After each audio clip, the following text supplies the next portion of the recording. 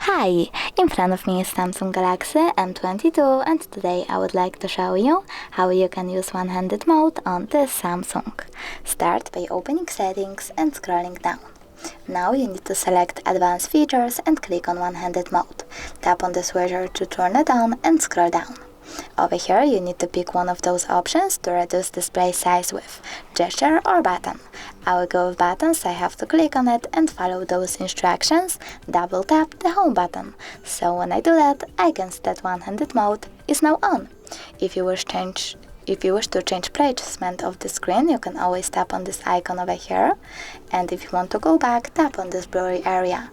You can also turn off one-handed mode completely by clicking at the same switcher.